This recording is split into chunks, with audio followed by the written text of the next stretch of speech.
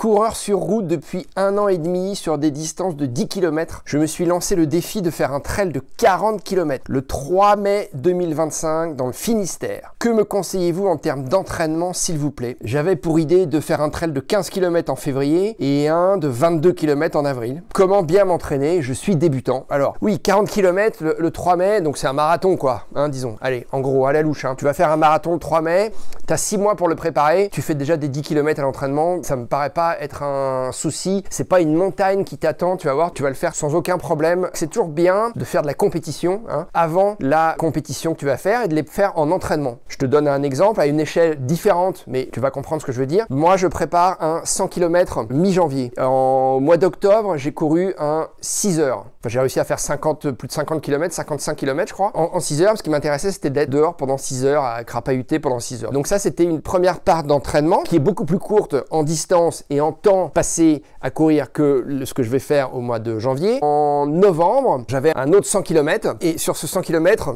j'ai échoué, j'ai fait que 66 km, 67 km. Pareil, c'était un entraînement. C'est-à-dire que quand je suis rentré du Mexique, moi, dans l'exemple que je te prends, je me suis dit, bon, bah là, j'ai échoué sur mon 100 km, je vais utiliser cet échec, je vais le transformer en succès, c'est-à-dire que je vais l'utiliser comme entraînement pour aller faire un 100 km au mois de janvier. Voilà. Donc toi, ton idée de faire des courses avant de distances plus petites, bah oui, c'est très bien, mais ces distances-là, tu peux aussi les faire à l'entraînement, 15 km, 20 km. Quand tu prépares un marathon, que ce soit un marathon sur route ou un marathon entre elles, c'est bien quand même de monter jusqu'à 30 km, 25-30 km maximum. Hein. Si tu dépasses pas les 15 km d'ici le mois de février et que tu attends le mois d'avril pour faire 22 km et que ton objectif un mois après, c'est de faire 40, c'est-à-dire c'est de faire le double, c'est trop peu. Il faut que tu fasses plus au niveau de distance. Voilà. L'idée, c'est d'arriver pendant plusieurs semaines consécutives à faire 40 bornes en distance cumulée. Ne le fais pas en une sortie, mais tu peux le faire en 2 sorties, 3 sorties, 4 sorties, 5 sorties si tu veux. Mais l'idée, c'est qu'à la fin de ta semaine, tu aies accumulé 40 km d'entraînement. Parce que ton objectif, c'est 40 km. Donc si à l'entraînement, tu n'es pas capable de faire 40 km, non pas en une seule fois, hein, bien sûr, hein, mais si tu veux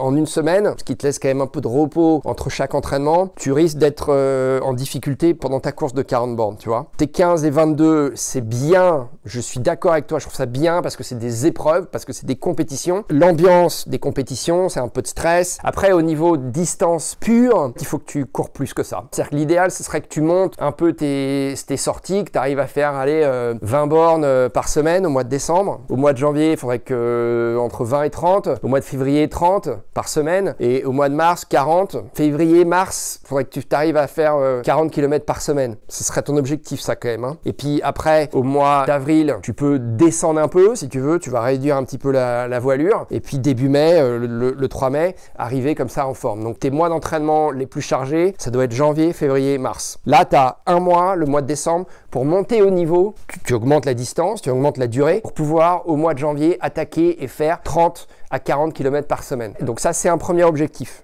Okay. Comme c'est du trail, tu peux te permettre de marcher. Mais même à l'entraînement, tu peux te permettre de marcher. Si je te dis, tu vas faire un 15 km là, le week-end prochain, à l'entraînement, et que tu me dis, non, mais 15 km, je tiendrai jamais. Tu alternes, marche, cours. C'est-à-dire que tu cours ce que tu peux. Quand t'en peux plus, tu marches. Tu marches 5 minutes, 10 minutes, un quart d'heure, tu reprends un peu des forces, tu t'alimentes, tu bois, et hop, et puis tu reprends un peu de course à pied. Ce qu'il faut, c'est surtout s'alimenter quand tu es à l'entraînement comme ça. S'alimenter, non pas attendre d'être complètement à plat pour s'alimenter et boire. Il faut au contraire le faire quand tu es super en forme. Quand tu as un petit coup de cul, par exemple, à passer, hop, et ben tu bois, tu prends un gel, parce que tu vas marcher pendant ta petite côte là, tu ressources justement quand ça va bien. Faut surtout pas attendre que ça aille pas bien. Hein. Ça, c'est valable pour l'hydratation et pour l'alimentation. Ok. Donc ça, c'est aussi des choses qu'il faut que tu apprennes à gérer. C'est que quand tu vas augmenter les distances d'entraînement, il va falloir aussi que tu apprennes à gérer ton alimentation, ton hydratation. C'est-à-dire que maintenant, quand tu pars, il faut que tu partes avec un petit sac à dos. Pour moi, 12 litres, c'est idéal. J'ai fait une vidéo récemment là-dessus. Un sac 12 litres que tu vas pouvoir après garder parce que tu vas t'éclater sur ton 40 bornes. J'ai aucun doute que tu vas le terminer. Donc ça va devenir un peu ton benchmark, ça, les distances marathon. Et en trail running, tu vas peut-être après avoir envie de faire un peu de dénivelé. Et puis dans ton sac, tu mets des petites poches à eau. C'est des flasques, quoi. On appelle ça des flasques. C'est très très léger. C'est des trucs en plastique, si tu veux, souple. Ce qui fait que quand elles sont vides, tu peux les replier, tu peux les compacter, tu vides l'air et ça prend vraiment pas de place du tout. Voilà, donc ça c'est un investissement qu'il faut que tu fasses à mon avis. Après, ton premier trail, réfléchis au bâton. Ça c'est un truc quand tu commences en trail à attaquer des distances comme ça, les bâtons ça peut être utile. C'est hyper simple, c'est hyper instinctif. Faut pas hésiter à pousser, donc à engager le haut du corps, les épaules, les bras pour soulager justement les jambes. Voilà, c'est l'idée des bâtons, tu vois, paf, paf, paf, voilà.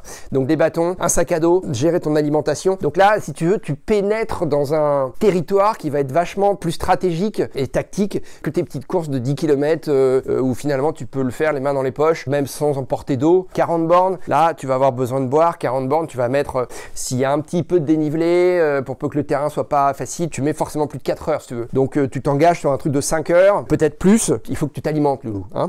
Moi je dis 5 heures, ça peut être 6 heures. 6 heures, tu peux pas ne pas boire. Voilà. Et puis tu peux pas non plus ne pas manger. Pose-moi d'autres questions de nutrition si tu veux. On fera un truc nutrition plus spécifique. Donc tu as des éléments comme ça hein, qui viennent se greffer sur ton objectif et qu'il faut que tu apprennes à gérer. Voilà. Mais au niveau des distances pures, c'est l'objet de ta question quand même, je te dis, je te répète, je te donne tout le mois de décembre pour arriver à monter à 30 km par semaine. Ouais, c'est un peu ambitieux, mais hein, voilà. Donc, faut pas que tu baisses les bras là au mois de décembre. Entraîne-toi 3 fois par semaine. L'idée, c'est de toucher les 25-30 km à la fin de la semaine. Pas d'une traite, hein, mais on continue. Hein. Tu fais 3 sorties de 8 bornes, si tu veux. Voilà, tu arrives à 27. Donc ça, c'est mois de décembre, ok. Mois de janvier, tu baisses pas, tu continues, tu montes encore. Hein, parce que l'idée, surtout février-mars, c'est d'arriver à faire 40 bornes à la fin de la semaine en cumulé. Donc, tu t'y prends comme tu veux, mais tu m'augmentes le nombre de séances et tu m'augmentes le nombre de kilomètres. Voilà. Ça va te fatiguer, hein. Alors, il faut aussi, pour réussir un objectif comme ça, surtout quand on est comme toi nouveau dans ce sport, que tu aies un équilibre de vie à côté qui soit bien instauré. Ça ne déséquilibre pas ta vie de famille, ça n'impacte pas négativement ton boulot. Donc c'est un vrai effort, c'est une vraie prise de responsabilité par rapport à ta vie. Il faut s'assurer que les gens autour de toi sont d'accord avec ton objectif, te soutiennent et que tout ce temps que tu vas passer, notamment le week-end, j'imagine, à l'entraînement, ça va pas avoir un impact négatif parce qu'il n'y a rien de pire que le mec ou la nana qui devient complètement obsédé par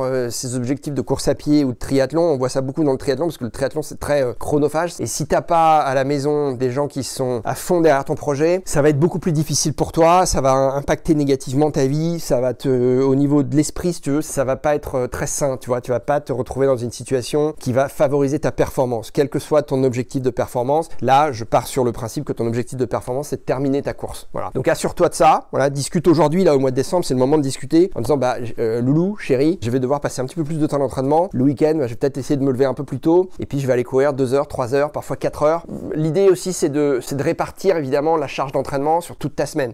C'est pas faire 2 jours à 20 km, c'est-à-dire d'y passer 3 heures le jeudi soir, d'être complètement cramé le vendredi, le samedi de pas avoir encore récupéré et puis le dimanche te lever à 5 heures et d'aller te faire 4 heures d'entraînement. C'est pas comme ça qu'on fait, ok? Surtout quand encore une fois t'as pas l'habitude. Divise la charge de travail sur toute ta semaine. T'as 7 jours, à la fin il faut que tu aies 30-40 km. Donc 7 jours, tu te débrouilles comme tu veux, mais voilà. Donc en fait, suis cette guideline là, faut que tu montes à 30, tu arrives à 40 km par semaine avec l'idée, hein, c'est la guideline générale ça, c'est que la distance de ta course, tu dois la faire par semaine. Idéalement, sur février et sur mars, tu fais 40 km par semaine. Avec, bien sûr, une sortie longue, idéalement le jour où va avoir lieu ta course. Si ta course de 40 bornes elle a lieu un samedi, ta sortie longue, les semaines précédant ton épreuve ou les mois précédant ton épreuve, tu la feras le samedi. Alors, il ne s'agit pas de monter à 40 bornes à l'entraînement en une seule fois. Mais bon, je pense que pour tenir la distance sur 40 bornes, il faut quand même que tu arrives à courir 30 bornes, 25 bornes. Je suis gentil avec toi si je te dis 25. Si je suis un peu strict, c'est 30. Ok, donc idéal c'est 30, le minimum c'est 25 en sortie longue. Et le but, avec tout ce que je t'ai donné comme élément, hein, le but c'est que ces sorties longues là, faut que tu en fasses plusieurs, hein, en février, en mars, en avril, si tu peux, tu en fais une chaque semaine. C'est une des clés pour réussir ton épreuve. On est début décembre, faut commencer maintenant à intensifier un petit peu ton entraînement pour que plus tard, en février et en mars et en avril, quand tu vas faire ces longues distances à l'entraînement, ça va pas te ruiner. Si tu arrives au mois d'avril ou au mois de mars, mais encore mieux, à faire une sortie longue le dimanche entre 20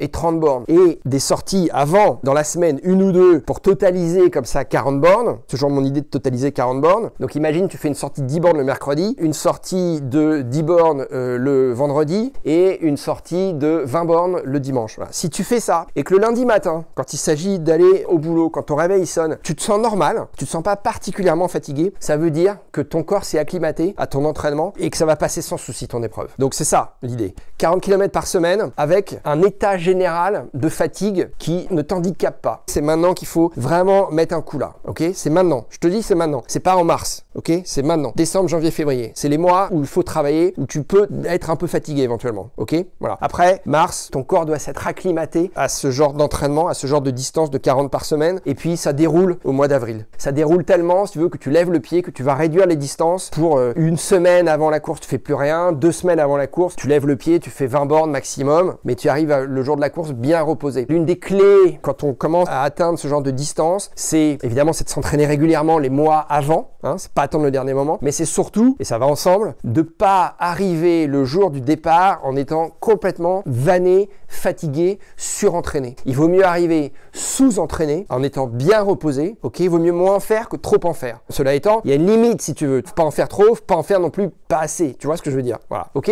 Voilà, je pense que j'ai répondu à ta question. Clap de fin.